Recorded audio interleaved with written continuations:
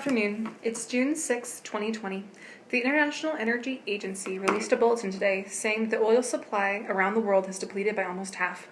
Original estimates as early as 5 years ago claimed that by 2040 the world would be down to half its consumable oil. But recent spikes in use and unexpected losses have resulted in a large amount of natural resources being used up. Authorities say it could be as early as 2025 that the reserves are low enough to cause international disputes. In other news, President White is trying to pass a bill for those who are environmentally conscious in an effort to help lower the use of oil.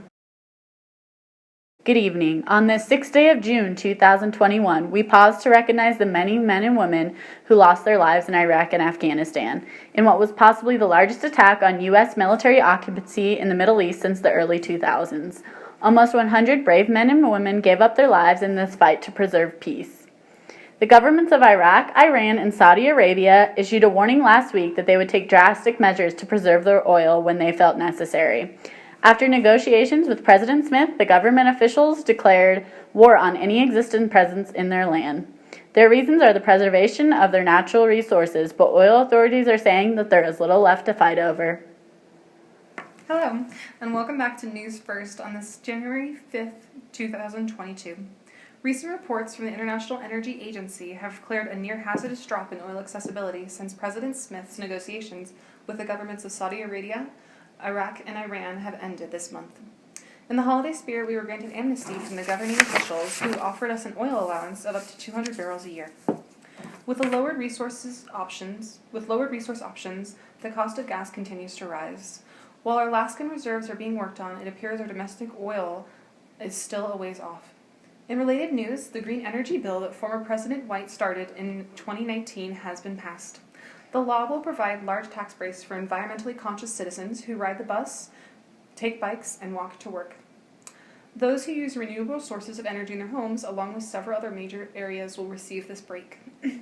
Senator Ernest Williams of California has been pushing for this bill since early last year, while his added or else clause, which requires the use of renewable energy in all commercial buildings by 2025 and all residential homes by 2035, did not pass. He stated the other day that this nation has made another huge step in changing the world. Breaking news on this blustery spring day. Williams Reserve Oil and Gas Company has released this startling bulletin. It is with great joy that we announce that we have brought the reserves of oil across Alaska and some into Canada. In an effort to make our natural resources more accessible, we will be working closely with government officials and the changing of leadership across the Alaskan Peninsula, along with developing new ways to make our precious resources last as long as possible and keeping life in America free and easy. Activists, as well as many prominent citizens, have stated their great distress at this news. They are saying that our oil resources and private industry means monopoly will continue class divisions, as well as isolate the working class to new levels of poor. President Smith stated he feels the move is smart and will help the lives of millions. Hello! We're grateful for you joining us all on this very special day. Today's a new day as we celebrate our station's change of leadership. This is our first day under Williams Entertainment, and our nationwide broadcasting is official. It's an exciting day for us at the station, and we are thrilled you could join us. Plus, with the work of Williams Reserve in the oil business, Senator Williams is out to help the people. We're also excited to announce that Senator Williams has officially announced his intent to run for the 2024 presidential election. He intends to run independently, saying earlier that political parties must be diminished for a return to simpler and easier times, when a man took the great responsibility of presidency at the request of the people. Hello, I'm so glad you could join us today. It is Monday, January 1st, and the country is ablaze as it prepares for the inauguration of our new leader, Ernest Williams. Our new dictator, national leader, has issued a public statement thanking the people of America for trusting him. As he prepares for the big day, we look forward to what he will do for this nation and across the world. In other news, while working conditions in power plants across the West deteriorate, many wealthy citizens are stepping up to lend aid when necessary. They are intending to work within union negotiations and working conditions to help those in the factories. Most of the Williams Energy-run factories are across the nation, but as their company grows, they state that their desire to help people grows as well. Good morning, America! I am so glad you could join us today. I'd like to tell you all of the pressing news issues across the globe and our nation But today we celebrate, by order of President Williams, Energy Awareness. We will be reporting to you live all day long from power plants, reserves, and even our business next door, benefiting from Williams Energy and President Williams' efforts to help our lives be free and easy in America. Good evening. In our History in a Month celebration on this cold January day, we start by saying congratulations to President Superior Williams on wonderful first year in office. While the oil reserves we hoped for are still inaccessible, according to top officials of Williams Energy, President Superior's efforts and forward thinking have greatly increased quality of life for many in America.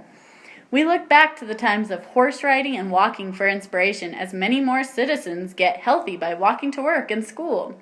More people are enjoying the great outdoors, calling in the simplicity of life before the hustle and bustle of a modern city was overpowering. We thank President Superior for his brave and daring work. It's a day in July. I'm talking about wildlife today. Join us as we celebrate all kinds of wildlife in this special day-long trip into the lives of horses, cows, and adorable little puppies.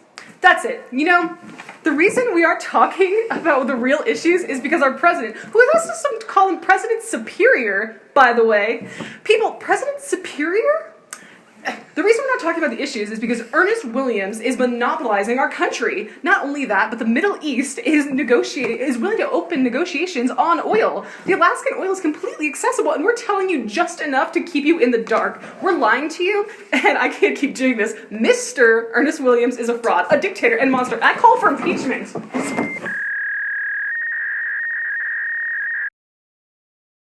Hello all. Sorry about those technical difficulties. We regret to inform you that Ellie will not be working with us anymore. She has been relocated to a safe, secure environment and given the help she so desperately needs. In other news, most superior President Williams is excited to tell you that the scientists and engineers of William Electric have had a breakthrough, and in a matter of months we will be on our way to renewable, restorable, and ecologically friendly energy. Now, on to much more encouraging things. Today, our subject of study are these adorable little puppies. Everyone, I'm Linda, and I'm so excited you guys could join us today.